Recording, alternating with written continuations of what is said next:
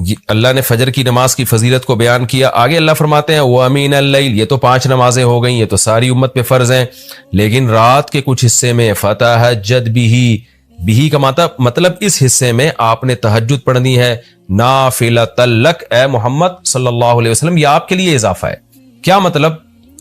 یا تو نبی صلی اللہ علیہ وسلم پہ 6 نمازیں فرض تھیں، یعنی 5 فرض کے علاوہ تہجد بھی فرض تھی، تو اس لیے قرآن نے کہہ دیا کہ امت پہ تو 5 فرض ہیں نافلۃ لک، لیکن یہ تہجد آپ کے لیے اضافی ہے، یعنی آپ پر 6 نمازیں فرض ہیں. ایک مطلب تو یہ بھی ہو سکتا ہے. اور جو علماء اس کے قائل ہیں کہ نہیں نبی پر تہجد فرض نہیں تھی، تو ان کے نزدیک اس آیت کی تفسیر یہ ہوگی کہ یہ آپ کے لیے ایک اضافہ ہے اللہ کے قرب حاصل کرنے کا. یعنی 5 نمازیں تو پڑھنی ہی پڑھنی ہے، لیکن آپ اللہ کے قرب کے لیے ایک اضافی چیز بھی آپ کو دی جا رہی ہے تاکہ آپ کے درجات اور زیادہ بلند ہو.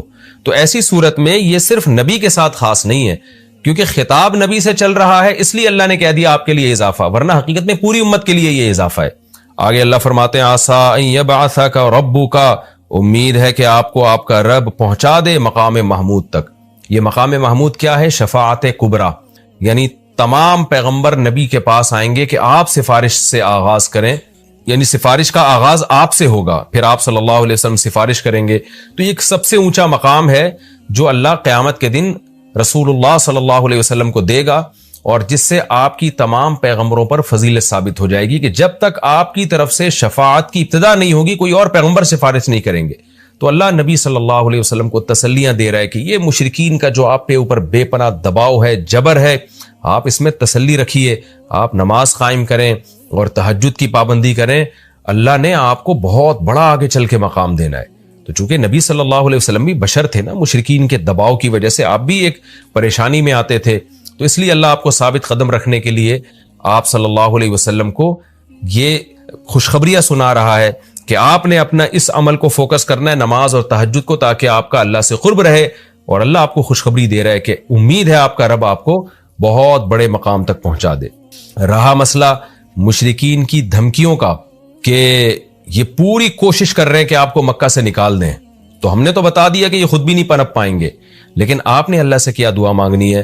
وَقُلْ رَبِّ، کہہ دیجئے اے میرے رب، ادخلنی مدخل صدق، مجھے مکہ میں داخل کیجئے مرغوب داخلہ، اچھا داخلہ، اور مجھے مکہ سے نکالیے بھی اچھے طریقے سے، یعنی اچھا نکلنا ہو میرا، ایسا نکلنا جس کے نتائج اچھے ہوں. اس میں اشارہ ہے کہ آپ صلی اللہ علیہ وسلم کو مکہ سے نکالنے پر مجبور کیا جائے گا، اور ایک وقت آئے گا کہ آپ مکہ سے نکلیں گے. تو اللہ اپنے حبیب صلی اللہ علیہ وسلم کو پہلے سے دعا سکھا رہے ہیں کہ آپ اللہ سے دعا مانگے، اللہ جب میں نکلوں تو میرا داخلہ بھی اچھے طریقے سے ہو اور میرا نکلنا بھی اچھے طریقے سے ہو، یعنی پسندیدہ نکلنا ہو. سوال پیدا ہوتا ہے نکلنے کا عمل تو پہلے ہے اور مکہ میں داخلے کا عمل بعد میں، تو نکلنے کا تذکرہ پہلے ہونا چاہیے کہ اللہ مکہ سے مجھے اچھی طریقے سے نکال، اور مکہ میں مجھے داخل بھی اچھے طریقے سے کرنا. تو داخلے کا تذکرہ پہلے کیوں؟ تو اس میں بلاغت کا ایک نقطہ ہے کہ پیغمبر کا بنیادی مقصد وہ ہدف ہے جو پیغمبر دنیا میں لے کے آئے ہیں، تو اس کی آغاز تو مکہ سے کرنا ہے جس میں آپ کو بھیجا گیا، جو ابراہیم علیہ السلام کا شہر ہے، جہاں بیت اللہ ہے، اسلام کا مرکز تو اس جگہ سے بننا ہے. تو اس جگہ سے اگر نکالنا ہی مقصد ہے تو یہ جگہ تو رہ گئی نا پھر جو ابراہیم علیہ السلام کا مرکز اور ابراہیم علیہ السلام کی دعائیں تھیں. تو اس لیے اصل مقصد تو یہ کہ مکہ میں داخل میں اچھے طریقے سے ہوں، جو پیغمبر کا مقصد تھا دنیا میں آنے کا، مکہ فتح کر کے داخل ہوں، یہاں مجھے غلبہ ملے، اور یہاں میرا جب داخلہ ہو تو ایسا داخلہ جس کو میں پسند کروں. یہ جو ابھی میں مکہ میں کہیں سفر سے جا کے واپس آتا ہوں، یہ داخلہ وہ داخلہ نہیں ہے جو میں چاہتا ہوں. تو چونکہ مکہ سے نکلنا مقصد نہیں ہے، نکالا اس لیے جا رہا ہے تاکہ داخلہ ایک طاقت کے ساتھ ہو اور اچھے طریقے سے داخلہ ہو، اس لیے اس داخلے کا تذکرہ پہلے کیا جا رہا ہے. ہاں وہ داخلہ اس وقت تک ممکن نہیں ہے جب تک مکہ سے ایک دفعہ آپ کا خروج نہ ہو، تاکہ مدینہ میں ریاست بنے اور آپ 10,000 کا لشکر لے کر فاتحانہ انداز سے مکہ میں داخل ہوں، اور جس مقصد کے لیے اللہ نے آپ کو بھیجا تھا وہ مقصد پورا ہو. تو وہ مقصد نکلے بغیر پورا ہو نہیں سکتا، اس لیے نکلنے کا تذکرہ کر دیا. ورنہ اصل مقصد تو یہ ہے کہ اللہ میں مکہ سے نکلنا نہیں چاہتا، میں مکہ میں داخلہ چاہتا ہوں. داخلہ ایسا ہونا چاہیے مدخل صدق، سچا مرغوب داخلہ ہونا چاہیے. چنانچہ اللہ نے آپ کی دعا قبول کی، اور جب نبی مکہ میں داخل ہوئے نکلنے کے بعد تو کیسا بہترین آپ نے کا داخلہ ہوا کہ 10,000 کا لشکر لے کر آپ گئے اور مشرکین مکہ آپ سے معافی کی بھیک مانگ رہے تھے. تو یہ مکی آیتیں اس وقت تو ظلم کے پہاڑ توڑے جا رہے تھے، لیکن پیغمبر سے اس طرح کی دعائیں کروائی جا رہی تھیں. وَأَخْرِجْنِي مُخْرَجَ صِدْقٍ، اور اللہ مرغوب نکلنا ہو، یعنی جب میں نکلوں تو بھی میرا اچھا ٹھکانہ ہو. چنانچہ آپ کا نکلنا بھی بڑا اچھا ہوا کہ پورا مدینہ آپ کے استقبال میں کھڑا ہوا تھا. اور طلع البدر علینا من ثنیۃ الوداع، یہ جو ترانے ہیں یہ مدینہ کی بچیاں آپ کے استقبال میں پڑھ رہی تھی. تو آپ کا نکلنا بھی اچھا ہوا، یعنی مدینہ میں داخلہ جو مکہ سے نکل کے، اور پھر جو مکہ میں آنا وہ تو اس سے بھی زیادہ عزت اور شان کے ساتھ ہوا.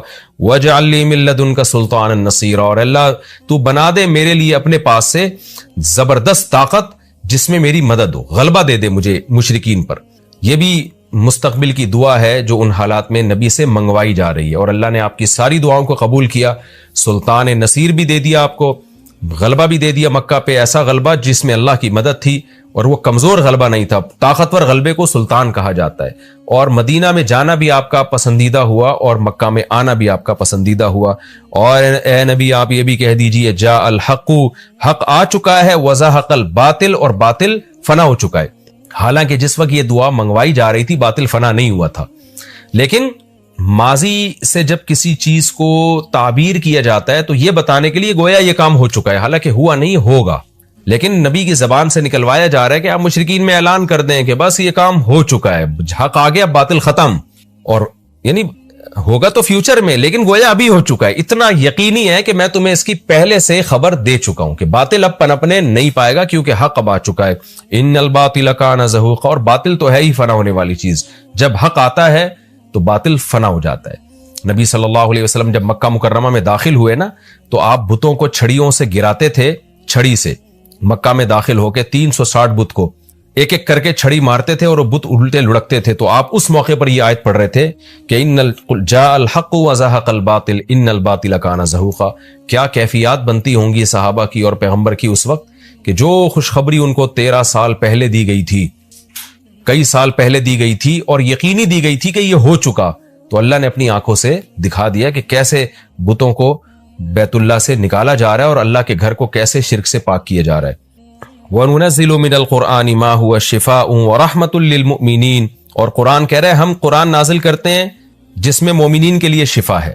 یعنی اے نبی آپ کی تسلی کے لیے اور بھی ہم بتائیں آپ کو کہ ہم یہ جو آیتیں نازل کر رہے ہیں نا اس میں مومنین کو بھی شفا مل رہی ہے، ان کی اصلاح ہو رہی ہے شرک سے اور برے عقیدوں سے، اور مسلمانوں کے لیے یہ رحمت ہے، ان کو تسلیاں بھی مل رہی ہیں. وَلَا يَزِيدُ الظَّالِمِينَ إِلَّا خَسَارًا، اور ظالمین کے خسارے میں اضافہ ہو رہا ہے کیونکہ ظالمین اس پر عمل نہیں کر رہے، حجت تمام ہو رہی ہے. وَإِذَا نَمْنَا عَلَى الْإِنسَانِ أَعْرَضَ وَنَأَىٰ بِجَانِبِهِ، قرآن کہتے ہیں ہم جب انسان پر احسان کرتے ہیں تو وہ اعراض کرتا ہے اور اپنے پہلو کو ہٹا دیتا ہے. نعمت ملنے کے بعد بجائے اللہ کے قریب ہونے کے اللہ سے دور ہوتا ہے. وَإِذَا مَسَّهُ الشَّرُّ، اور جب انسان کو کوئی مصیبت پہنچتی ہے كَانَ يَئُوسًا، تو مایوس ہونے لگتا ہے. یعنی انسان کے بارے میں شکایت کی جا رہی ہے کہ اس کا اللہ پر ایمان نہیں ہے. پیغمبر کا مقصد ہے اللہ سے جوڑنا. تو یہ جو مشرکین ہیں جو اللہ کو نہیں مانتے، یہ خوشیوں میں بھی اللہ کو بھولتے ہیں اور غم میں بھی اللہ کو بھولتے ہیں، اسباب کو دیکھتے ہیں. لہٰذا جب اسباب کو آپ دیکھتے ہو اور پریشانی آتی ہے تو اسباب بتا رہے ہوتے ہیں پریشانی دور نہیں ہو سکتی، تو مایوس ہونے لگتے ہیں، ڈپریشن میں جاتے ہیں. اور جب خوشی آتی ہے تو اپنا کمال سمجھتے ہیں، لہذا اترانے لگتے ہیں اور خدا سے دور ہو جاتے ہیں. تو اے نبی ان سے کہہ دیجئے کل یعمل علی شاکلتی، ہر شخص اپنی نیچر کے مطابق عمل کر رہا ہے. اچھے لوگ کیا کرتے ہیں کہ جب انہیں خوشی ملتی ہے تو شکر ادا کرتے ہیں، اور غم آتا ہے تو مایوس نہیں ہوتے، ان کو پتہ ہے غم اللہ دور کر سکتا ہے. فربکم اعلم، تمہارا رب خوب جانتا ہے بمن هو اہدی سبیلا، کون ان دونوں فریقوں میں سیدھے راستے پر چل رہا ہے. جو غموں میں مایوس ہو اور خوشیوں میں اترانے لگے، خدا سے دور ہو جائے، وہ گمراہی والے راستے پر ہے.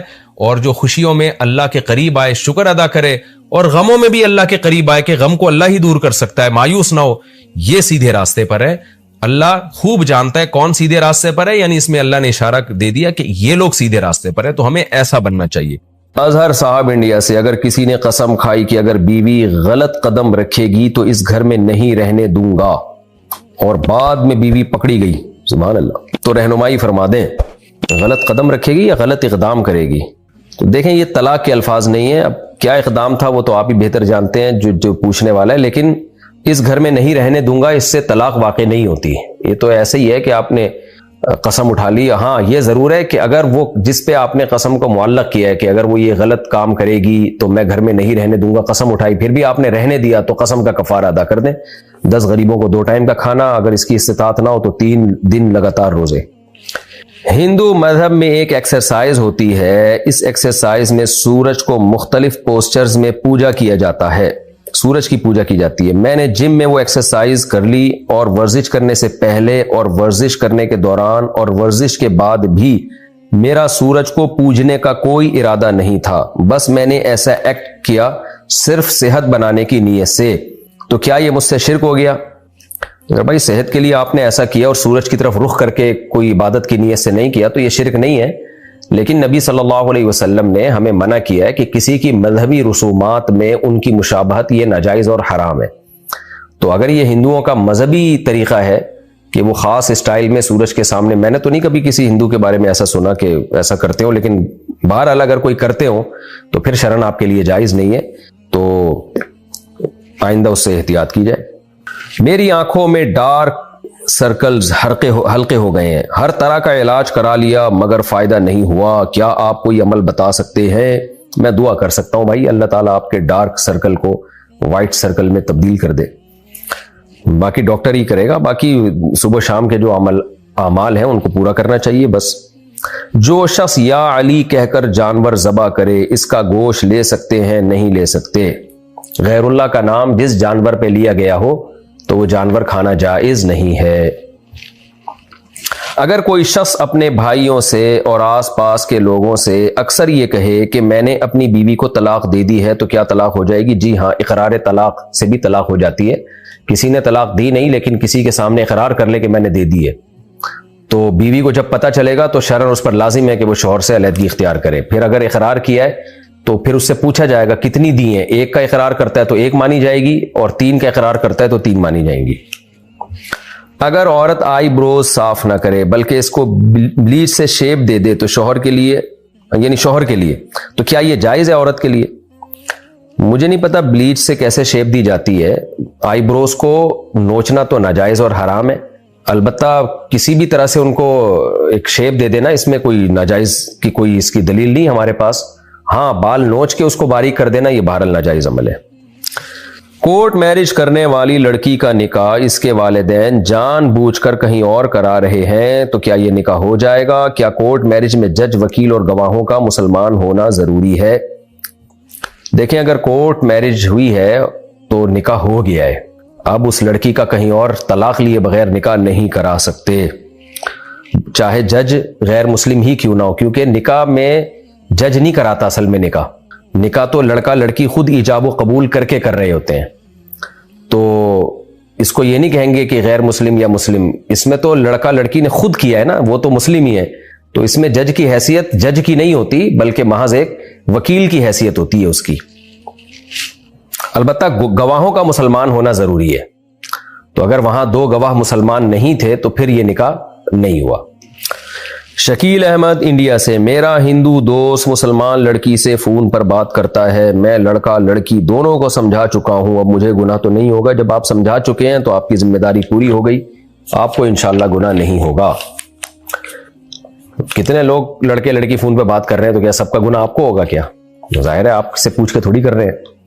عبد القدیر صاحب انڈیا سے، شوہر نے جھگڑے کے دوران بیوی کو طلاق کا اختیار دے دیا اور کہا کہ جیسے چاہو کر لو، طلاق طلاق بول دو. تو بیوی نے کہا کہ میں کیوں بولوں، تم خود کہہ دو. پھر بیوی نے کہا کہ مجھے تمہارے ساتھ نہیں رہنا، کیا طلاق واقع ہو گئی؟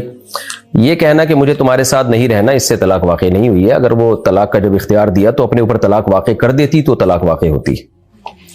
میرے شوہر مجھ پر بہت پابندیاں لگا رہے ہیں، مجھے اپنے کسی فیملی ممبرز کے ساتھ کہیں جانے کی اجازت نہیں ہے، یہاں تک کہ والدین کے ساتھ بھی گھومنے نہیں جانے دے رہے. میں بہت پریشان ہوں، آپ بتائیں کیا یہ صحیح ہے؟ دیکھیں، آپ کو تو میں یہی مشورہ دوں گا کہ جائز چیزوں میں شوہر کی بہرحال اطاعت کریں. آپ جس حد تک شوہر کی فرما برداری کر سکتی ہیں کریں، جتنی آپ میں استطاعت ہے. لیکن شوہر کو میں مشورہ دوں گا کہ بلا وجہ کی بیوی پہ پابندیاں لگانا یہ ٹھیک نہیں ہے. آپ کو جب اپنے ماں باپ کے ساتھ وہ جا رہی ہے تو کل آپ کی بھی بیٹیاں بڑی ہوں گی اور وہ چاہیں گی ہم اپنے فادر کے ساتھ کہیں جائیں یا والدہ کے ساتھ کہیں جائیں، تو آپ سوچیں کہ اگر آپ کا داماد پابندیاں لگانا شروع کر دے کہ نہیں ابا کے ساتھ بھی نہیں جا سکتی تو آپ پہ کیا گزرے گی. تو نبی صلی اللہ علیہ وسلم کی حدیث ہے استوصوا بالنساء خیرا، آپ نے حجۃ الوداع کے موقع پہ فرمایا کہ عورتوں کے بارے میں میری وصیت قبول کرو، ان کے ساتھ اچھا سلوک کرو، اچھے سلوک کی وصیت قبول کرو۔ وصیت کا لفظ بہت تاکید سے جب کوئی آرڈر دیا جاتا ہے تو وصیت کا لفظ استعمال ہوتا ہے۔ تو اس طرح کی بلا وجہ کی پابندیاں لگانا بالکل مناسب نہیں ہے۔ اپنے والدین کے ساتھ جا رہی ہے تو جانے دیں، اور اگر کوئی معقول وجہ ہے تو پھر وہ بیوی کو بتا دیں بھائی مجھے جانے پہ کوئی اعتراض نہیں، لیکن اس میں یہ فسادات ہیں، کوئی معقول ہو۔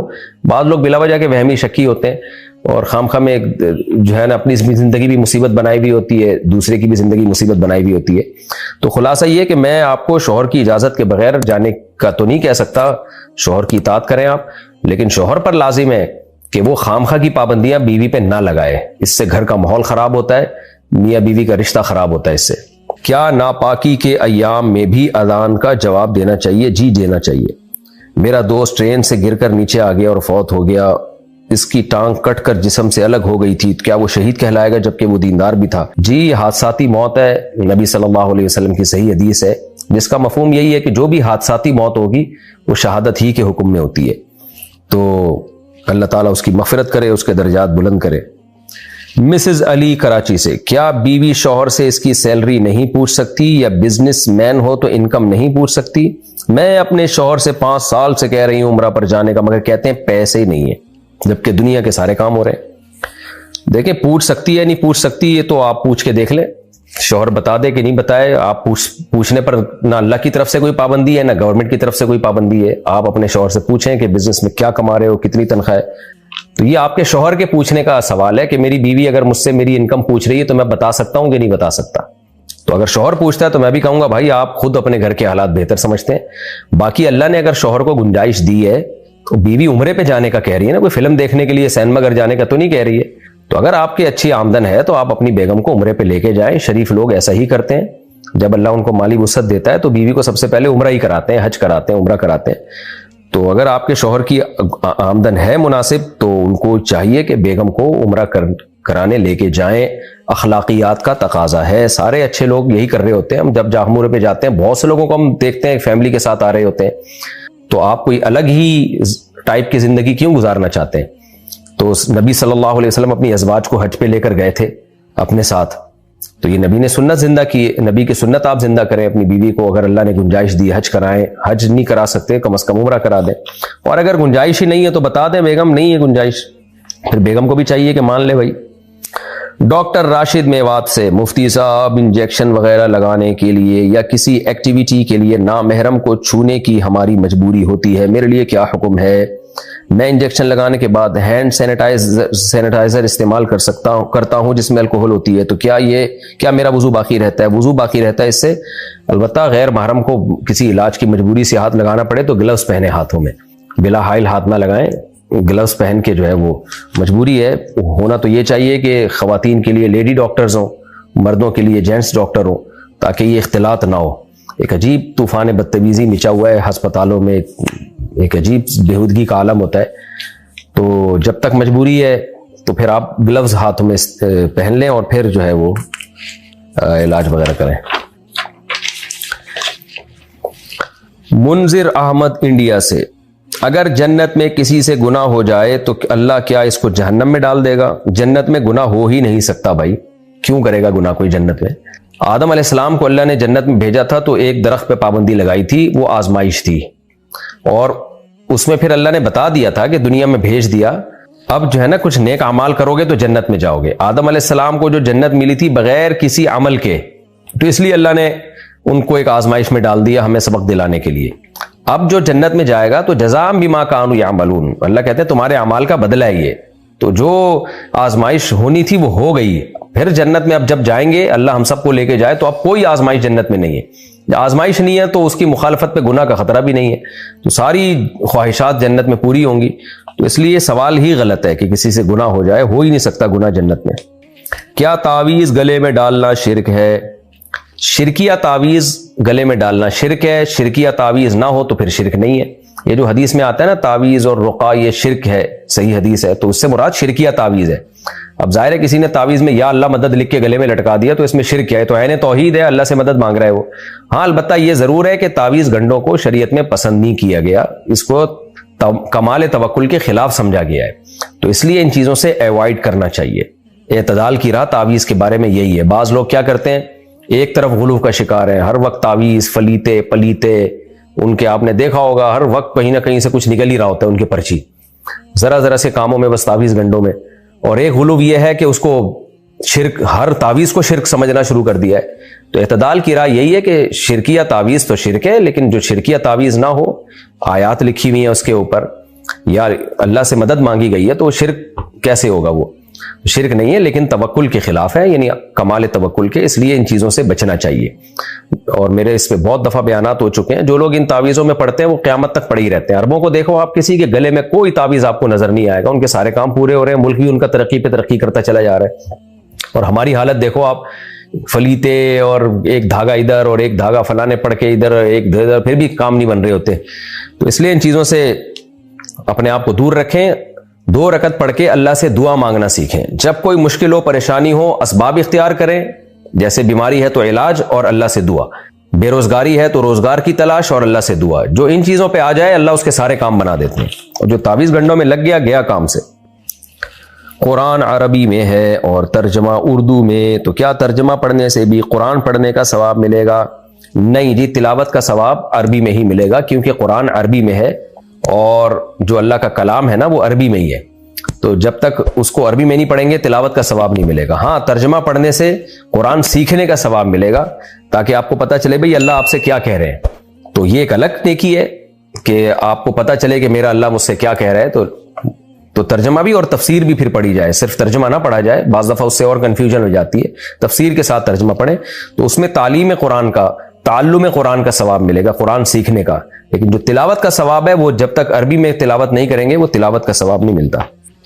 معذور بچے کیوں پیدا ہوتے ہیں, اس کے پیچھے کیا مقصد ہے؟ دیکھیں, اللہ تعالیٰ کا نظام ہے, اللہ اپنی قدرت دکھاتا ہے. آزمائش, دنیا جو ہے دارالامتحان ہے. تو بعض دفعہ اللہ معذور بچہ پیدا کر دیتا ہے ماں باپ کے لیے کہ آزمائش ہے کہ اس کو پالو اور جنت کماؤ. تو دنیا تو امتحان کی جگہ ہے نا, تو یہاں ساری خواہشات تھوڑی پوری ہوں گی.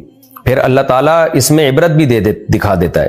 جیسے جو لوگ نابینا ہوتے ہیں تو آنکھوں والوں کو شکر نعمت کی توفیق ملتی ہے کہ بھئی اللہ ہم سے بھی آنکھیں چھین سکتا تھا. تعرف الاشیاء بأضدادها, عربی کا مقولہ ہے کہ کسی بھی شے کو جاننے کے لیے اس کے اپوزٹ کا ہونا ضروری ہے. دنیا میں بدامنی نہ ہو تو امن کی قدر نہیں ہوگی, بھوک نہ ہو تو پیٹ بھرنے کی قدر نہیں ہوگی, بیماریاں نہ ہو تو صحت کی قدر نہیں ہوگی, معذور نہ ہو تو جو معذور نہیں ہے تو ان کو اس کی قدر نہیں ہوگی کہ معذوری سے بچنا کتنی بڑی نعمت ہے. تو اس لیے اللہ تعالیٰ نے نا کچھ چیزیں ایسی پیدا کی ہیں کچھ لوگوں کو کہ وہ دوسروں کے لیے عبرت کا ذریعہ بن جاتے ہیں. باقی ان کو پھر اللہ کسی اور طرح سے نوازتا ہے. جیسے جس کی آنکھیں اللہ لے لے اس سے, تو اب اس میں حکمت کیا ہے کہ جن کی آنکھیں ان کو قدر ہو کہ بھائی بغیر آنکھوں کے بھی اللہ ہم سے بھی آنکھیں چھین سکتا تھا. لیکن جس کی آنکھیں چھین لی اس کے لیے پھر خوشخبریاں ہیں کہ بھئی تمہیں اللہ نے آزمائش میں ڈال دیا, اس میں حکمت تھی, لیکن اس کا بدلہ اللہ تمہیں دے گا. وہ کیا ہے؟ نبی صلی اللہ علیہ وسلم نے فرمایا اذا ابتلیت عبدی بحبیبتیہ فصبر عوضتہ منہما الجنہ. صحیح بخاری کی حدیث ہے. فرمایا جب میں اپنے کسی محبوب بندے سے اس کی محبوب چیزیں چھینتا ہوں, یعنی آنکھیں چھین لیتا ہوں, وہ صبر کر لے تو اس صبر کا بدلہ میرے پاس جنت کے علاوہ کچھ بھی نہیں ہے. تو معذور لوگ جتنے بھی دنیا میں پائے جاتے ہیں ان کا حساب بھی ہلکا ہوگا, ان کا جنت میں جانے کے امکانات بھی دوسروں سے زیادہ ہیں. اس حدیث سے ہمیں پتہ چلتا ہے. لیکن یہ اللہ نے دوسروں کے لیے آزمائش بنا دی کہ بھائی دیکھو تاکہ تم بھی ڈر کے رہو. قل ارأيتم ان اخذ الله سمعكم وابصاركم وختم على قلوبكم من اله غير الله. اللہ کہتے ہیں اللہ چاہے تم سے بھی تمہاری آنکھیں اور تمہاری سماعت چھین لے. تو یہ جو معذور پیدا ہوتے ہیں نا, اس میں یہ حکمت ہے کہ جو معذور نہیں ہے وہ اللہ کی نعمت کی قدر کریں. اور معذوروں کے لیے یہ آزمائش ہے کہ ان کا حساب کم ہوگا, ان کے جنت میں جانے کے امکانات زیادہ ہیں اگر وہ اس معذوری پہ صبر کرتے ہیں. مش زنی کر لی تو 40 دن تک نماز قبول نہیں ہوتی, کیا یہ بات صحیح ہے؟ نہیں, یہ صحیح نہیں ہے. باقی یہ عمل حرام ہے, ناجائز ہے, گناہ ہے, البتہ اس سے نماز کا کوئی تعلق نہیں ہے. توبہ کرنی چاہیے, نکاح جلدی کرنا چاہیے تاکہ ان اخلاقی برائیوں سے جان چھوٹے. عثمان لیاقت رحیم یار خان سے کون کون سے کام والدین کی نافرمانی میں آتے ہیں اور کون سے کام سے ہم فرمانبردار بنیں گے اور کون سے کام بد اخلاقی والے اور کون سے کام با اخلاق؟ پورا معاشرتی علوم کا ایم اسلامیات کا پرچہ آپ نے میرے سامنے لا کے رکھ دیا ہے. بھائی جتنی والدین کی خدمت کر سکتے ہیں کریں, اور جائز چیزوں میں والدین کی اطاعت لازم ہے. البتہ کچھ چیزیں بنیادی حقوق میں سے ہیں, ان میں والدین کی اطاعت لازم نہیں ہے. کر لیں تو ثواب ملے گا, نہ کریں تو گناہ نہیں ہے. جیسے آپ نے نکاح کرنا ہے تو والدین آپ کو نکاح سے نہیں روک سکتے, اور آپ نے جو ہے پڑھائی کرنی ہے, والدین کہہ رہے نہیں بزنس ہی کرو, تو آپ شرعاً آپ کو اختیار ہے آپ پڑھائی کریں. یا والدین فورس کرنے بزنس کرنا ہے, آپ کہہ رہے نہیں میں نے ڈاکٹر بننا ہے, تو اس میں بھی شریعت نے آپ کو رائٹ دیا, بھیا آپ ڈاکٹر بن جاؤ. آپ نے کہیں تجارتی سفر کرنا ہے, ماں باپ کہہ رہے نہیں کرنا سفر, تو شریعت نے آپ کو رائٹ دیا, آپ سفر کر سکتے ہیں بشرطے کہ ماں باپ کو نقصان نہ ہو رہا. تو کچھ چیزیں انسان کے بنیادی حقوق میں سے ہیں, وہ اللہ نے اسلام نے سب کو دی ہیں. اس میں اگر والدین کی مان لیتے ہیں تو ثواب ملے گا, نہیں مانتے تو گناہ نہیں ملتا, کیونکہ والدین کی بھی ایک حقوق کی ایک لمٹ اللہ نے رکھی ہے. لیکن آپ اس لمٹ کو دیکھے بغیر بس آپ پوری کوشش کریں ہر طرح سے ماں باپ کو خوش رکھیں. اسلام میں اس سے زیادہ, اس سے بڑی عبادت کوئی نہیں ہے حقوق العباد میں, کہ ماں باپ آپ کے آپ سے خوش رہیں. عبد الاحد علی گڑھ سے, بعض علماء صدقہ فطر کو فرض کہتے ہیں, بعض واجب. اس اختلاف کے بارے میں بتا دیں, اور فرض واجب میں کیا فرق ہے یہ بھی بتا دیں. دیکھیں, فرض کا مطلب بھی ضروری, واجب کا مطلب بھی ضروری. یہ ایک فقہی اصطلاح ہے کہ فقہاء نے جب دیکھا کہ جن چیزوں کا لازم ہونا ظنی دلیل سے ثابت ہے تو ان کو فقہاء نے واجب کا لفظ دے دیا, اور جن چیزوں کا لازم ہونا یقینی اور قطعی دلیل سے ثابت ہے, تواتر سے ثابت ہے, ان کو فقہاء نے فرض کہہ دیا. اس کی مثال ایسے جیسے 5 نمازیں فرض ہیں, تو یہ بالکل اتنی واضح, اس پر پوری امت کا اتفاق ہے, تو اس لیے اس کو فرض سے تعبیر کیا. لیکن جو وطر کی نماز ہے, حدیث سے ہمیں پتہ چلتا ہے کہ نبی صلی اللہ علیہ وسلم نے فرمایا کہ ان اللہ زادکم صلاۃ الا وہی الوتر, اللہ نے ایک اور نماز کا اضافہ کیا اور وہ وطر ہے. من لم یوتر فلیس منا, جو وطر نہیں پڑھتا ہم میں سے نہیں ہے. تو اس سے پتہ چلتا ہے وطر بھی ضروری ہے, لیکن اتنے ضروری نہیں ہے جتنے 5 نمازیں فرض ہیں. وطر کے واجب ہونے میں یعنی لازم ہونے میں علماء کا اختلاف ہے, تو اس اختلاف کی وجہ سے اور دلائل اتنے مضبوط نہیں ہے جتنے 5 نمازوں کے فرض ہونے پہ, تو اس لیے فقہاء نے وطر کو فرض کہنے کے بجائے واجب کا نام دے دیا. تو یہ ٹرم ہے, اصطلاح ہے کہ شریعت میں کون سی چیز کس درجے کی ہے, اس میں فرق کرنے کے لیے حضرات فقہاء نے نام الگ الگ دے دیے کہ بھئی یہ فرض ہے یہ واجب ہے, تو لازم دونوں ہی ہیں. تو صدقہ فطر کو بھی واجب اس لیے کہا کہ بھئی زکوٰۃ کی طرح لازم نہیں ہے, کیونکہ زکوٰۃ پہ تو قرآن کی بہت ساری آیتیں احادیث سے اس سے پتہ چلتا ہے یہ تو قطعی درجے میں لازم ہے آپ کے اوپر. تو صدقہ فطر بھی لازم ہے, حدیث میں اس کا بھی حکم ہے, اور حکم جو ہے وہ آرڈر وجوب ہی کے لیے ہوتا ہے.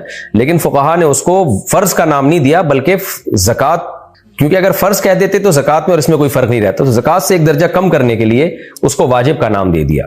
باقی ہے صدقہ فطر بھی ضروری اور زکوٰۃ بھی ضروری ہے. اگر نکاح کے وقت جو حق مہر, جیب خرچ اور گھر طے ہوا تھا وہ شوہر نہ دے تو عورت کو کیا کرنا چاہیے؟ کہ اللہ پہ چھوڑ دینا چاہیے, کیونکہ بار بار مطالبہ کرنے پر جھگڑا ہوتا ہے. شوہر کو چاہیے اللہ سے ڈرے, آخرت کا خوف دل میں رکھے. نبی صلی اللہ علیہ وسلم نے معاہدوں کی خلاف ورزی پر کتنی وعیدیں سنائی ہیں, اور قرآن میں تو عورت کے ساتھ جو آپ کے مالی معاہدے ہوئے ہیں ان کی بہت زیادہ تاکید ہے کہ ان معاہدوں کو پورا کیا جائے. تو شوہر اگر یہ نہیں کر رہے جو معاہدے انہوں نے کیے تھے تو گنہگار ہوں گے. حق مہر طے ہوا تھا, جیب خرچ وغیرہ وہ سب دینا چاہیے شوہر کو. آپ کو بہرحال میں یہی مشورہ دوں گا کہ آپ اچھی طرح مطالبہ کریں, نہیں دے تو پھر صبر کر لیں, اپنا گھر کیوں خراب کریں گے. آج کل پتہ ہے گھر خراب ہونے سے کے سائیڈ افیکٹ زیادہ ہیں. ارباز صاحب انڈیا سے, ہماری برادری میں لڑکیاں کم ہیں اور لڑکے زیادہ, اور ہماری برادری والے ہماری برادری سے باہر شادی نہیں کرنے دیتے. کیا ہم اپنی برادری کے باہر کسی مسلمان لڑکی سے شادی نہیں کر سکتے؟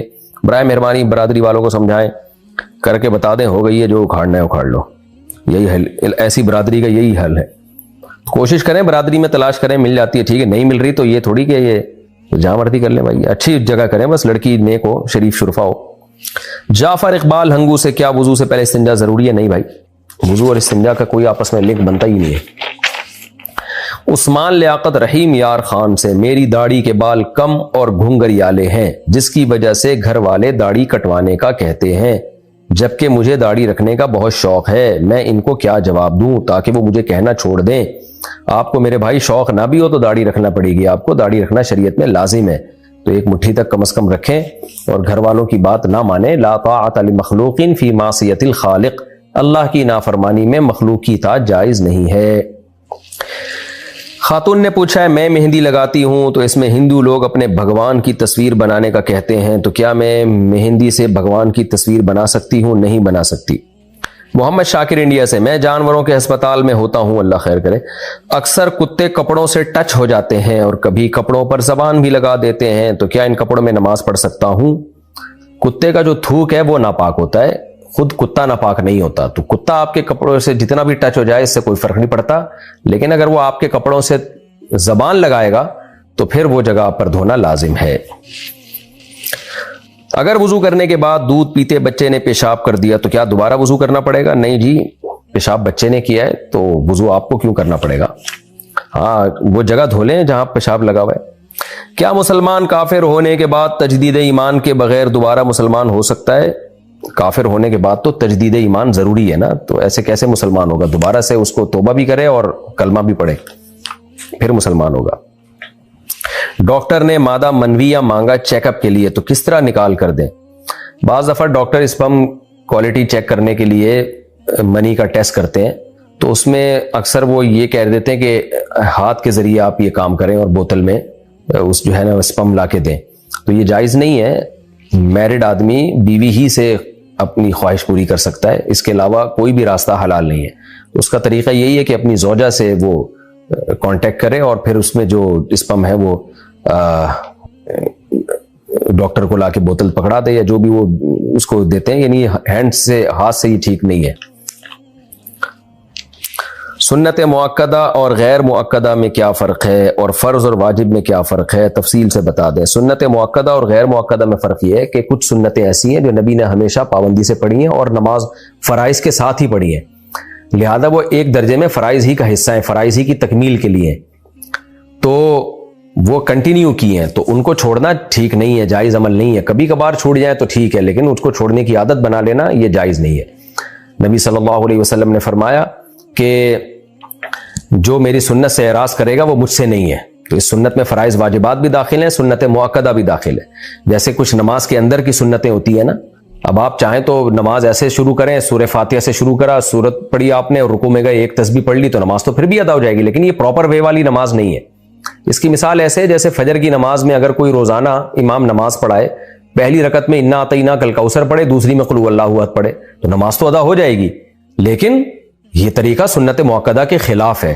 وجہ اس کی ہے کہ نبی نے فجر کی نماز جب بھی پڑھائی ہے تو آپ صلی اللہ علیہ وسلم سوائے سفر کے آپ لمبی قرات کیا کرتے تھے، تو اب فجر میں لمبی قرات کرنا واجب تو نہیں ہے۔ اگر ہم کہیں واجب ہے تو اس کا مطلب نہیں کریں گے تو نماز ہی نہیں ہوگی، نماز لوٹانی پڑے گی، اور اگر ہم کہیں کہ عام سنتوں کی طرح سنت ہے تو اس کا مطلب پھر یہ ہوا کہ اگر امام روزانہ انا اعطیناک الکوثر پڑھے، قل هو اللہ احد پڑھے تو بھی ٹھیک ہے، نہیں بھائی نہیں۔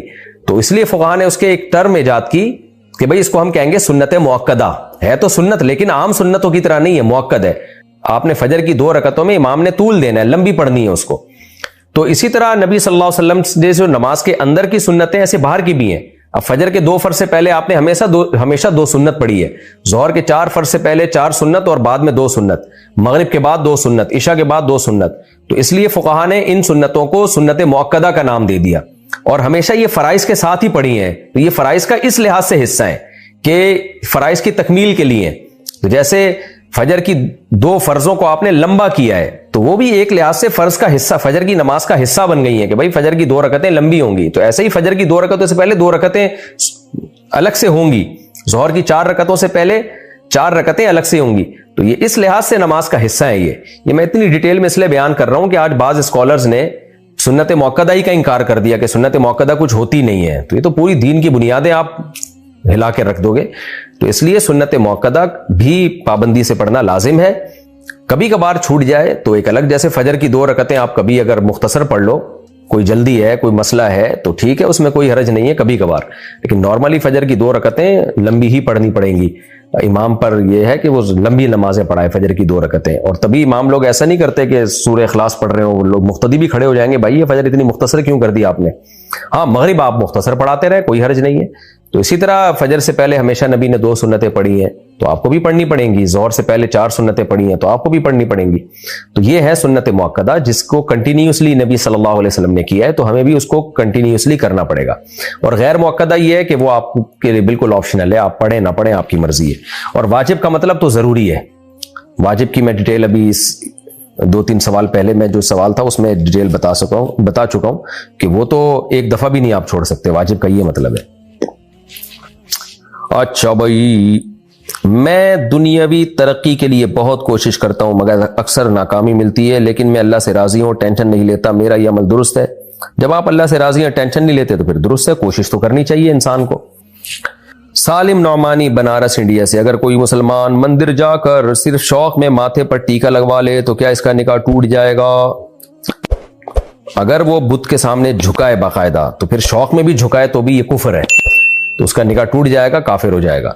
اور اگر صرف ٹیکا لگوایا جا کے تو یہ بھی حرام اور ناجائز ہے، کیونکہ نبی صلی اللہ علیہ وسلم نے کسی قوم کی مشابہت سے منع کیا ہے، تو مذہبی رسوم میں آپ مشابہت اختیار نہیں کر سکتے۔ تو باقی ٹیکا لگوانے سے نیت کیا تھی؟ تو اگر صرف شو کے لیے لگوایا تو ناجائز اور حرام ہے، نکاح نہیں ٹوٹے گا اس سے۔ لیکن اگر آپ کی نیت عبادت کی تھی، اب مجھے نہیں پتا ہندوؤں میں ٹیکے کا کانسیپٹ ہے کیا، اتنا تو پتا ہے کہ ان کا ایک مذہبی شعار ہے یہ مندر میں جا کے ٹیکا لگوانا۔ اب وہ عبادت کی نیت سے کرتے ہیں یا کیا کرتے ہیں یہ ڈیٹیل میرے علم میں ہے نہیں۔ بہرحال کسی بت کے سامنے اگر آپ جھک گئے تو عبادت کی نیت نہ بھی ہو تو بھی کافر ہی کہلاؤ گے آپ، کیونکہ کسی جو ہے نا، اس پہ فقہاء نے بڑی بحث کی ہے، احکام القرآن میں اس پہ بڑی بحث ہے کہ بت کے سامنے اگر آپ جھکتے ہو تو آپ کا عمل شریعت پھر اس کو عبادت ہی قرار دیتی ہے۔ ہاں جان کا خوف ہو اگر تو ایک الگ بات ہے، جان کا جب تک خوف نہیں ہے تو کسی بت کے سامنے سجدہ کرنے کو تعظیم نہیں قرار دیا جائے گا، سجدہ عبادت ہی کا قرار دیا جائے گا اور اس میں کافر ہو جائے گا انسان۔ نارملی ٹیکا لگوانے سے کافر نہیں ہوگا لیکن گناہگار ہوگا، آپ توبہ استغفار کریں۔ نماز ٹوٹ گئی چکر آنے کی وجہ سے تو گناہ تو نہیں ملے گا؟ نہیں ملے گا بھائی۔ اگر کھڑے ہو کر پیشاب کریں اور پانی سے استنجا کریں تو کیا استنجا ہو جائے گا؟ جی ہو جائے گا استنجا، لیکن کھڑے ہو کر بلا ضرورت پیشاب کرنا بہت برا عمل ہے، کوئی مجبوری ہو تو جائز ہے، کوئی حرج نہیں ہے۔ شیخ انس انڈیا سے، نماز میں کتنا ہل جل کر سکتے ہیں؟ عمل کثیر کتنا عمل ہوتا ہے؟ نماز میں ہل جل بالکل بھی نہ کریں، شدید مجبوری ہو تو ایک ہاتھ سے اگر ایک عمل ہو سکتا ہے تو دو ہاتھ استعمال نہ کریں، جیسے کہیں خارش ہو رہی ہے تو ایک ہاتھ کیا، خارش کر لی، ختم ہو گیا بس۔ باقی اس میں اختلاف ہے کہ کتنا عمل کثیر کہلائے گا۔ بعض حضرات نے کہا جلی 3 دفعہ اگر آپ نے حرکت کر لی ہے تو یہ عمل کثیر ہے، لیکن دلیل کے لحاظ سے راجح قول یہ ہے کہ اتنی حرکت کر لی کہ کوئی نووارث شخص آئے تو اس کو دیکھنے میں لگے کہ آپ نماز پڑھ ہی نہیں رہے ہو، تو پھر یہ عمل کثیر کہلائے گا اور اس سے نماز چھوٹ جائے گی۔ اچھا بھائی، وسیم پٹھان انڈیا سے، ہمیں 3-4 سالوں سے مسلسل نقصان ہو رہا ہے، صرف 3-4 سالوں سے ہو رہا ہے، تو ظاہر ہے 3-4 سالے جب ہوں گے تو نقصان تو ہوگا نا آپ کو، 1 سالہ ہی کافی ہے نقصان پہنچانے کے لیے، آپ کو 3-4 سالوں سے ہو رہا ہے۔ اچھا سالوں سے مراد ایئرز ہے، YEARS، وہ والے سالے مراد نہیں ہے۔ ہم نے کوئی برائی بھی نہیں کی، ہمیں لگتا ہے کہ کسی نے ہمارے اوپر جادو کیا، کیا کیا جائے؟ کوئی جادو وادو نہیں ہے آپ کے اوپر، نقصان ہو رہا ہے تو اس نقصان کی تلافی کی کوشش کریں، اور وہ جن 3-4 سالوں سے ہو رہا ہے ان 3-4 سالوں کی انکوائری کروائیں، یہ سالے آپ کے پیچھے کیوں پڑے ہوئے ہیں، سوری یعنی 3-4 سالوں سے ہو رہا ہے نا، اس سے پہلے تو نہیں ہو رہا تھا، تو ظاہر ہے جو 4-5 سال پہلے سے دیکھیں کہ آپ نے کیا ایسا عمل کیا جس کی وجہ سے اب نقصان ہونا شروع ہو گیا ہے۔ بہرحال جادو وادو آپ کے اوپر نہیں ہے، آپ توبہ استغفار کریں اور اپنی اصلاح کی کوشش کریں اور نقصان کی وجہ تلاش کرنے کی کوشش کریں، اس کو دور کریں۔ پھر بھی ہو رہا ہے تو بھائی اللہ کی طرف سے مقدر ہے، اللہ سے کون لڑ سکتا ہے، صبر کریں، اللہ اس پہ آپ کو اجر دے گا۔ اصل تو دنیا دارالامتحان ہے، آزمائش کی جگہ ہے، اصل تو آخرت ہے۔ اگر میسج وغیرہ پر عربی میں سلام کے بجائے کسی اور زبان میں سلام کے بجائے کچھ اور الفاظ لکھ دیں تو کیا خلاف سنت ہوگا؟ جی ہاں جناب، خلاف سنت ہوگا۔ انگلش میں بسم اللہ لکھ سکتے ہیں، بھائی بسم اللہ کو بسم اللہ ہی لکھیں، کیوں رسم الخط کو چینج کر رہے ہیں؟ مناسب نہیں ہے، یہ جو عربی الفاظ ہیں خاص طور پہ دعائیں ہیں ان کو رومن میں لکھنا مناسب نہیں ہے، تو یہ کیونکہ عربی رسم الخط اور یہ ان کی حفاظت بھی ہمارے ذمے ہے، تو اس لیے اس کو عربی میں ہی لکھنا چاہیے۔ بہت سے لوگوں نے یوٹیوب پر ولاگز ڈالے ہوتے ہیں جن کے پیچھے گانے چل رہے ہوتے ہیں اور بیچ میں خراب ایڈز آتے ہیں، تو کیا ان کی انکم حلال ہے؟ اور اگر وہ مر گیا تو اس کی ویڈیو پر جو گانے لگے ان کا گناہ اس کو قبر میں ملتا رہے گا؟ ویڈیو پہ گانے ڈالنا تو جائز نہیں ہے، البتہ جو خراب ایڈز آ جاتے ہیں تو وہ تو اس کے اختیار میں نہیں ہے، وہ تو گوگل نے کمپنی کو دیا ہوا ہوتا ہے۔ یہ ایسے ہی ہے جیسے اپنی دکان آپ نے کسی کو رینٹ پہ دی ہوئی ہے، وہ جو رینٹ پہ جس نے لی ہوئی ہے وہ اس میں گانے چلا دے تو اس میں آپ کو گناہ نہیں ہوگا اگر آپ کی پرمیشن کے بغیر وہ چلا رہا ہے۔ تو گوگل کا بھی یہی حساب کتاب ہے، خراب ایڈ بھی آ جاتے ہیں بعض دفعہ اس میں، کیونکہ آپ کے اختیار میں نہیں ہے وہ۔ باقی خراب ایڈ آنے سے آپ کی ارننگ حرام ہوگی کہ نہیں ہوگی؟ تو ارننگ کے حرام ہونے کا تعلق خراب ایڈ سے نہیں ہے، بلکہ اس سے ہے کہ اس ایڈ میں پروموٹ کس چیز کو کیا جا رہا ہے، کیونکہ ایڈ کا بنیادی مقصد ہوتا ہے کسی کمپنی کی پروڈکٹ کو پروموٹ کرنا، تو پروڈکٹ ہی اگر حرام ہے تو اس کا ایڈ سے آمدن بھی حرام ہے۔ مثال کے طور پر شراب کا ایڈ آ رہا ہے لیکن وہ خراب ایڈ نہیں ہے، خراب سے میری مراد ہے بے حیائی نہیں ہے اس میں، کوئی داڑھی پگڑی میں کوئی صاحب ہیں جو شراب کی بوتل کو دکھا رہے ہیں دنیا کے سامنے, تو اس ایڈ کی آمدن حرام ہے. وجہ اس کی ہے کہ شراب کو پروموٹ کرنے کی آمدن مل رہی ہے آپ کو, اور اگر جو پروڈکٹ ہے وہ حرام پروڈکٹ نہیں ہے, وہ جائز پروڈکٹ ہے, لیکن اس کو پیش کرنے والی کوئی بےہودہ سی لڑکی ہے, اس کی ڈریسنگ بھی ادھوری ہے. مثال کے طور پر کوئی کھجور کا ایڈ آ رہا ہے لیکن, یا کوئی شیمپو کا ایڈ آ رہا ہے لیکن اس کو کوئی لڑکی جو ہے وہ بےہودہ لباس میں آ کے اس ایڈ میں آ رہی ہے, تو اس ایڈ کی آمدن حلال اس لیے ہوگی کہ آمدن آپ کو اس لڑکی دکھانے کی نہیں دی جا رہی, آمدن جو دی جا رہی ہے اس پروڈکٹ کو پروموٹ کرنے کی. تو پروڈکٹ کیونکہ حلال ہے لہذا اس کی انکم بھی حلال ہوگی. اس کو یوں سمجھیں کہ آپ نے ایک شاپ موبائل کی کھولی, اس میں آپ موبائل بیچ رہے ہیں لیکن اس میں آپ نے لڑکی بٹھا دی لوگوں کو اٹریکٹ کرنے کے لیے, تو یہ عمل تو حرام اور ناجائز ہے, لیکن آمدن اس لیے حلال ہے کہ آمدن تو موبائل کی پیسے مل رہے ہیں نا آپ کو, آپ آئی فون بیچ رہے ہیں, سیمسنگ بیچ رہے ہیں اور کوئی کمپنی بیچ رہے ہیں, تو اس کی آمدن ہے. طریقہ غلط ہے آپ کا, تو طریقہ غلط استعمال کرنے کا گناہ ہوگا. تو آمدن کا تعلق پروڈکٹ سے ہے کہ کس چیز کو پروموٹ کیا جا رہا ہے. پروڈکٹ اگر حلال چیز ہے, اس کو پروموٹ کیا جا رہا ہے تو اس کی آمدن حلال ہے. اگر پروڈکٹ ہی حرام ہے, کسی فلم کا ایڈ آ رہا ہے, کسی گانے کا ایڈ آ رہا ہے, یا کسی سودی بینک کا ایڈ آ رہا ہے, انشورنس کمپنی کا ایڈ آ رہا ہے, یا شراب کا ایڈ آ رہا ہے, تو چاہے وہ بے حیائی نہ بھی ہو اس میں, تو بھی اس ایڈ کی آمدن حرام ہے. تو اس لیے یوٹیوب کی ارننگ, جو بھی یوٹیوب سے پیسہ کماتے ہیں ہم ان کو یہی کہتے ہیں کہ آپ اپنی ارننگ میں سے چند فیصد صدقہ کریں آپ, تاکہ اس میں جو حرام چیزوں کے ایڈ آ گئے ہیں نا وہ آپ کی آمدن اس سے پاک ہو جائے. اچھا بھائی, نثار لاہور, باقی اگر کوئی گانے کی ویڈیو لگاتا ہے اس پہ تو ظاہر ہے وہ گانے جب تک چلتے رہیں گے تو قبر میں اس کو عذاب ملے گا, کیونکہ گناہ حدیث میں آتا ہے من سن سنتا سیئتا فلہ وزرها ووزر من عمل بها, کہ جس نے کسی گناہ کو جاری کر دیا تو جب تک وہ گناہ چلتا رہے گا اس کو قبر میں, یعنی اس کو عذاب ملتا رہے گا قبر میں بھی زندگی میں بھی. ہاں اگر توبہ کر لی تو ایک الگ بات ہے, توبہ کر کے پھر ہٹا دے اس کو اگر ہٹانے پر قدرت ہے, اگر نہیں ہے تو بس پھر توبہ ہی کافی ہے. نثار صاحب لاہور سے, اگر نماز آخری وقت میں پڑھی اور نماز پڑھتے ہوئے دوسری نماز کی اذان شروع ہو گئی تو کیا نماز ہو گئی یا نماز لوٹانی ہوگی؟ ہو گئی, نماز لوٹانی نہیں پڑے گی, لیکن اتنی دیر کرنے کا گناہ ہوگا, توبہ استغفار کرے. غسل کے پانی میں بیری کا پتا ڈالنا کیسا ہے؟ کوئی شریعت یعنی کوئی لازم نہیں ہے, لیکن اچھا ہے کیونکہ اس سے صفائی زیادہ اچھی ہوتی ہے. تکافل کی شرعی حیثیت اور اس کا طریقہ بتا دیں. دیکھیں تکافل کی شرعی حیثیت یہ ہے کہ اس میں اختلاف ہے. عام مروجہ انشورنس سے تو بہرحال بہتر ہے, یہ تو اس میں گناہ زیادہ ہے, لیکن اس میں گناہ ہے یا نہیں ہے تو ہماری رائے یہی ہے کہ ہمیں اس پر موجودہ تکافل کے سیٹ اپ پر اطمینان نہیں ہے. لیکن وقت کے بہت بڑے عالم حضرت مفتی تقی عثمانی صاحب اور دارالعلوم کرنگی ایک بہت بڑا ادارہ ہے, ان کے علماء کی نظر میں یہ جائز ہے. تو اگر کوئی ان کے فتوے پر عمل کرتا ہے تو کر سکتا ہے. وہ ایک عامی آدمی کے لیے تو مفتی کا فتویٰ ہی, جو ماہر ایکسپرٹ مفتی ہے ان کا فتویٰ ہی دلیل ہوتی ہے. تو احتیاط کا تقاضا یہ کہ اجتناب کیا جائے. ہماری رائے میں بہرحال اس میں ہمیں تحفظات ہیں, ہم نے ابھی تک اس کے جواز کا فتویٰ نہیں دیا ہے. تو احتیاط ہم تو یہی مشورہ دیں گے کہ آپ نہ کریں. ایک لڑکا مجھے پسند کرتا تھا اور نکاح کا پیغام بھیجنا چاہتا تھا, مگر میرے والدین نے منع کر دیا کہ وہ لڑکا صحیح نہیں ہے, اور مجھے بھی کبھی کبھی لگتا ہے کہ وہ صحیح نہیں تھا. اب میری منگنی کہیں اور ہو گئی ہے, مگر مجھے اس کا خیال آتا ہے کہ ایک دفعہ میرے والدین اس سے مل لیتے, کیا پتا وہ صحیح ہوتا. میں اسے بھول نہیں پا رہی ہوں, سوچتی ہوں کہ کہیں ایسا نہ ہو کہ میری شادی کے بعد بھی مجھے اس کے خیالات آتے رہے. یہ شیطان کی عادت ہوتی ہے. دیکھو ہم جب بچپن میں کوئی چیز خریدتے تھے نا, بلکہ آپ کو ابھی بھی پتا ہوگا کہ جب بھی شاپنگ کرتا ہے نا انسان, بہت سوچ سمجھ کے ایک چیز لیتا ہے, خریدتے ہی اس کے علاوہ سب چیزیں اچھی لگنا شروع ہو جاتی ہیں انسان کو. یعنی آپ نے جا کے شاپنگ سینٹر میں بہت سوچ سمجھ کے کوئی چیز خریدی نا, خرید کے آپ شاپنگ مال سے نکلے تو آپ کو پھر ہر چیز اچھی لگنا شروع ہو جائے گی. جوتے ہیں, پینٹ ہے, کپڑے ہیں, یہ انسان کی نیچر ہے. جو چیز اس کے پاس نہیں ہوتی انسان کا دل اس کی طرف مائل ہونا شروع ہو جاتا ہے. تو آپ کو یہ شیطان وسوسے ڈال رہا ہے. جہاں آپ کے والدین نے آپ کی بات طے کر دی, آپ اس پہ خوش ہو جائیں اور شادی ہو جائے گی تو یہ وسوسے آپ کو نہیں آئیں گے اور وہ دماغ سے اس کو نکال دیں آپ. کیا کسی غیر مسلم کو خواب میں نبی صلی اللہ علیہ وسلم کی زیارت ہو سکتی ہے؟ ہو سکتی ہے, نہ ہو سکنے کی کوئی دلیل ہمارے پاس نہیں ہے. اگر کسی نے موبائل سے ڈائریکشن دے کر, لیکن وہ غیر مسلم اس سے خوش فہمی میں نہ ہو کہ میں جنت میں جاؤں گا. ہو سکتا ہے یہ اس لیے زیارت ہوئی ہو کہ اللہ تعالیٰ اس کو ایمان کی توفیق دینا چاہتے ہوں اور اس کو خوشخبری دینا چاہتے ہوں, اس کو موٹیویشن مل رہی ہو اللہ کی طرف سے کہ تم مسلمان ہو جاؤ. اعظم گبول بحریہ ٹاؤن کراچی سے پوچھتے ہیں مسجد کی بجلی اپنے ذاتی گھر کے کام کے لیے استعمال کر سکتے ہیں؟ جی نہیں کر سکتے۔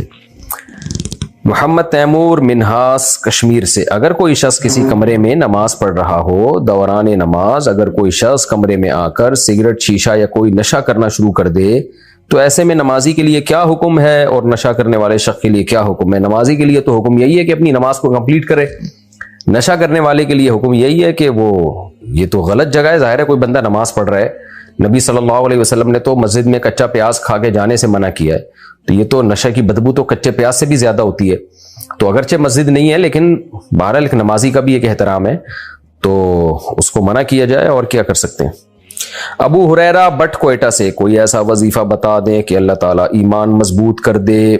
ربنا لا تزغ قلوبنا بعد اذ ہدیتنا وہب لنا من لدنک رحمہ انک انت الوہاب، یہ دعا بھی پڑھا کریں، اور اللہ سے ایمان کی ثابت قدمی کی دعا مانگا کریں اللہ تعالیٰ سے، تو نماز بس شریعت کے حکام پر عمل کریں گے تو اسی سے ایمان مضبوط ہوتا ہے۔ ذکر اللہ کیا کریں۔ ساؤتھ افریقہ سے کسی نے پوچھا میری شادی کو 12 سال ہو گئے، 12 سالوں سے میرے شوہر مجھے دھوکہ دے رہے ہیں، اب میری برداشت سے باہر ہو چکا ہے، اب تو وہ میرے سامنے بھی فحش ویڈیوز دیکھنے لگے ہیں، استغفر اللہ، ساری حدیں پار کر دی ہیں، میرے پاس واپسی کا کوئی راستہ نہیں ہے، کیا مجھے ابھی بھی شوہر کا حق ادا کرنا ہوگا؟ جبکہ وہ میرے قریب آتے ہیں تو مجھے وحشت ہوتی ہے، میرے 2 بچے ہیں، میں کیا کروں؟ یہ تو بہت ہی بری حرکت ہے، بیوی کے سامنے یہ کام کر رہا ہے ایک آدمی، فحش ویڈیوز دیکھ رہا ہے، تو آپ اپنے رشتہ داروں سے رابطہ کریں، اپنے والد سے، بھائیوں سے۔ عورت کو سپورٹ ملتی ہے اس کے خاندان کے مردوں سے، تو خاندان کے مرد ہی اگر ڈھیلے ہوں تو پھر عورت، ہماری سوسائٹی میں آپ کو پتہ ہے پھر عورت پہ ظلم ہوتا ہے، یہ تو بہت ہی تکلیف دہ حرکت ہے۔ اصولی طور پر تو ایسی صورت میں شوہر سے علیحدگی لینی چاہیے، جو آپ کے سامنے اس کام کو کرتے ہوئے اس کو شرم نہیں آ رہی ہے، اتنی کھلے عام ایک جرم کر رہا ہے وہ تو، اور اس سے خطرہ ہوتا ہے کہ عورت بھی گناہ میں نہ پڑ جائے کہیں، تو اصولی طور پر تو یہی ہے کہ ایسے میاں سے علیحدگی لینی چاہیے، تاکہ، لیکن آج کل مسئلہ یہ ہے کہ خواتین کا علیحدگی لینے کے بعد زیادہ بڑے مسائل کھڑے ہونے کا خطرہ ہوتا ہے کہ دوبارہ شادی اچھی جگہ ہو نہ ہو، بچے نہ رول جائیں کہیں، تو میں اب اس بارے میں آپ کو کچھ مشورہ نہیں دے سکتا جب تک کسی کے پورے حالات سامنے نہ ہو، کیسے مشورہ دے انسان، تو آپ خود ہی نمٹیں اس کیس سے، اپنے رشتہ داروں کو بیچ میں ڈالیں، یہی کہہ سکتا ہوں میں۔ باقی بیسک حقوق اگر وہ آپ کے ادا کر رہا ہے تو آپ کو بھی اس کے بیسک حقوق ادا کرنے پڑیں گے، تو یہی ہے۔ باقی محبت اور ایک جو شوہر سے ایک محبت کا تعلق ہوتا ہے وہ تو اختیار میں نہیں ہے، ظاہر ہے اس ٹائپ کے شوہر سے عورت کہاں محبت کرے گی، اللہ تعالیٰ ہدایت دے آپ کے شوہر کو، میں دعا ہی کر سکتا ہوں۔ یقینی طور پر کوئی مشورہ دینا میرے لیے ممکن اس وقت تک نہیں ہے جب تک کسی کے پورے حالات سامنے نہ ہو، تو آپ اپنے خاندان کے مردوں کو بیچ میں ڈالیں۔ پاکستان سے کسی نے پوچھا ہے بچپن میں جبکہ اس وقت میں بہت چھوٹا تھا اپنے دوست کے ساتھ مل کر ایک بلی کے بچے کو کنویں میں گرایا تھا اور اس وقت ہماری سمجھ میں کچھ نہیں آیا، اس کے لیے ہمیں کیا کرنا چاہیے؟ دیکھیے جانور پہ ظلم کرنا بھی گناہ ہے، اب خیر ہو گیا، اب اس کی تلافی تو ہو نہیں سکتی، جو ہونا تھا ہو گیا، تو بس توبہ استغفار کریں اور بہتر ہے کچھ صدقہ خیرات کر دیں، کسی یعنی مخلوق پر احسان کیا جائے، ایک مخلوق پہ ظلم کیا ہے تو اب ظاہر ہے مخلوق پر احسان کریں، اس کی تلافی کے طور پر یہی تلافی ہو سکتی ہے۔ سلمان صاحب حیدرآباد انڈیا سے، مفتی صاحب نے ڈراپ شپنگ کو رزق نہ ہونے کی وجہ سے حرام کہا ہے، جبکہ ڈراپ شپنگ میں آرڈر آنے پر سپلائر کو پیسے ادا کر دیے جاتے ہیں، اگرچہ پہلے سے قبضہ میں نہ ہو، لیکن اگر گاہک آرڈر گھر پہنچنے پر لینے سے انکار کر دے تو نقصان ہم پر ہی ہوتا ہے، کیا ایسی صورت میں بھی یہ حرام ہوگا؟ دیکھیں رسک نہ ہونے کی وجہ سے ناجائز کہا ہے ڈراپ شپنگ کو، لیکن ہمیشہ ڈراپ شپنگ میں ایسا نہیں ہوتا کہ رسک نہ ہو، ڈراپ شپنگ میں 3 میں سے 1 صورتیں اختیار کر لیں تو جائز ہو جائے گی۔ وہ 3 صورتیں کیا ہیں؟ ایک صورت تو یہ ہے کہ آپ نے کمپنی سے مال خریدا، اپنے قبضے میں یا اپنے نمائندے کے قبضے میں لیا، اور پھر کسٹمر کو آفر کیا آپ نے کہ ہاں بھائی ہم سے خریدتے ہو کہ نہیں خریدتے ہو، تو وہ کسٹمر اگر خریدتا ہے تو چونکہ رسک آپ اٹھا چکے ہو، وہ چیز اگر ضائع ہو گئی تو آپ کا نقصان ہوگا، تو ایسی صورت میں یہ بالکل بے غبار طریقہ ہے، یہ جائز ہے، یعنی ایک چیز خریدی اپنے یا اپنے نمائندے کے قبضے میں دی تو رسک خود بخود ٹرانسفر ہو گیا جب قبضے میں آ گئی نا، لیکن خریدنے کا عمل ہو کہ آپ نے کمپنی سے خود خریدی ہو، اپنے لیے خریدی ہو، پھر آگے آپ اس کو بیچیں۔ دوسری صورت یہ ہوتی ہے کہ آپ کمیشن ایجنٹ بنے، آپ کمپنی اور کسٹمر کے درمیان ایک ایجنٹ کا کام کریں، دلالی کا کام کریں، اس صورت میں آپ کمپنی کو واضح لفظوں میں بتائیں گے کہ ہم آپ کی چیز بیچ رہے ہیں، یہ ہماری نہیں ہے، آپ کی چیزیں ہم بیچ رہے ہیں، اس دوران جب ڈیلیوری کے دوران یہ چیز ضائع ہو گئی, یہاں سے وہاں لے جاتے ہوئے بیچ میں کہیں ضائع ہو گئی, چور نے چھین لی, تو آپ کا نقصان ہے, ہمارا نقصان نہیں ہے. تو پھر یہ سودا آپ کے لیے جائز ہوگا, کیونکہ آپ نے خریدی نہیں ہے, آپ وکیل بن کے بیچ رہے ہیں. تو وکیل کو نقصان نہیں ہوتا شریعت میں, نقصان موکل کا ہوتا ہے, جس کمپنی نے آپ کو نمائندہ بنایا ہے. تو یہ کمپنی کو صاف لفظوں میں آپ کو بتانا پڑے گا, کیونکہ اس میں 2 نمبر ہی نہیں کہ کوئی اس میں کنفیوژن نہیں ہونی چاہیے. تیسری صورت ڈراپ شپنگ کی یہ ہوتی ہے کہ آپ کسٹمر کو بیچیں نہیں, بیچنے کا وعدہ کر لیں. آپ کمپنی سے یعنی کسٹمر سے کہیں کہ بھائی یہ چیز ہے میں آپ کو بیچوں گا, ابھی بیچی نہیں ہے میں نے.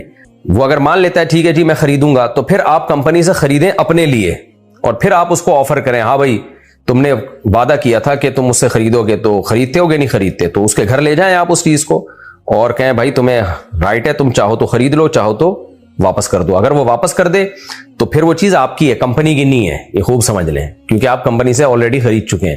تو یہ سب چیزیں ہوتی نہیں ہیں, صرف فارمیلٹی پوری کی جا رہی ہوتی ہے, اس لیے اس میں پھر ناجائز عنصر شامل ہو جاتا ہے. تو یہ 3 طریقوں میں سے ایک طریقہ آپ کو اختیار کرنا پڑے گا.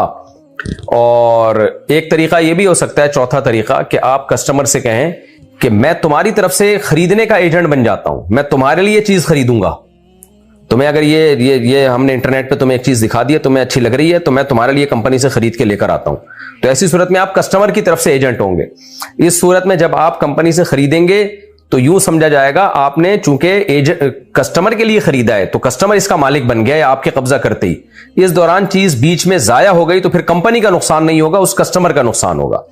تو یہ طریقے ہیں اس کے ڈراپ شپنگ کے جواز کے. اس کے علاوہ جو طریقے آج کل مارکیٹ میں چل رہے ہیں وہ ٹھیک نہیں ہے. ہوتا ہے مارکیٹ میں جو چل رہا ہے وہ یہ چل رہا ہے کہ آپ کسٹمر کو چیز دکھاتے ہیں, ابھی وہ چیز آپ کی ملکیت میں نہیں ہے, اور کسٹمر کو وہ چیز بیچ دیتے ہیں, کسٹمر خرید لیتا ہے, پھر آپ کمپنی سے وہ چیز خریدتے ہیں اور پھر آپ ڈیلیور کرتے ہیں کسٹمر کو.